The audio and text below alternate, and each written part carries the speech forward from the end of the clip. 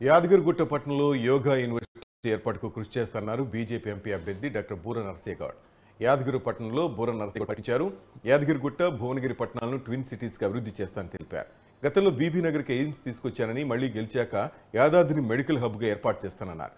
యాదాద్రి ఆలయానికి ఎంఎంటీఎస్తో పాటు మెట్రో తీసుకురావడానికి కృషి చేస్తానని తెలిపారు. బీఆర్ఎస్ అధికారంలో ఉన్నప్పుడు రాజకీయాలను వ్యాపారంగా మార్చేయని మండిపడ్డారు.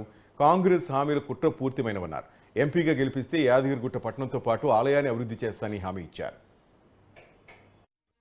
చాలా మంది వేల మంది రియల్ ఎస్టేట్ మీద బతుకుతున్నారు, ప్రత్యక్షంగా పరోక్షంగా. ఇక్కడ ప్రాంతం రియల్ ఎస్టేట్ మొత్తం కేసీఆర్ పుణ్యమాటూ మొత్తం అదో స్థితిలో ఉన్నది.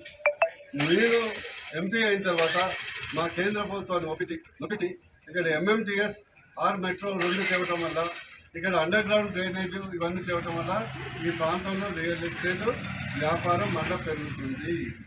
రెండోది నా ఆకాంక్ష, యాదాద్రిని భువనగిరిని కలిపి హైదరాబాద్ సికింద్రాబాద్ లాగా ఒక ట్విన్ సిటీస్గా డెవలప్ చేయాలనేది నా యొక్క కోరిక.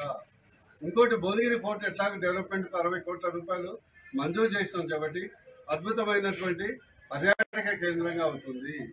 అదేవిధంగా ఈ ప్రాంతానికి సంబంధించిన ఒక మంచి హైటెక్ ఇండస్ట్రీని కూడా తీసుకొచ్చి దీన్ని చేసే ప్రయత్నం చేస్తాను. ఇదివరకు రాష్ట్ర ప్రభుత్వం ఎన్నికల కొరకు ఇక్కడ యాదాద్రి మెడికల్ కాలేజ్ మనందరం దాన్ని దయచేసి లక్ష్మీ నరసింహస్వామి యాదాద్రి మెడికల్ కాలేజ్గా మనం సంబంధిద్దాం. గతంలో మరి రేవంత్ రెడ్డి ముఖ్యమంత్రి రాగానే దాన్ని రద్దు చేశాడు. మనందరం ప్రతినిధిస్తే మళ్ళీ వాపసు తీసుకున్నారు, కానీ దానికి ₹1 కూడా ఇప్పటివరకు ఇవ్వలేదు.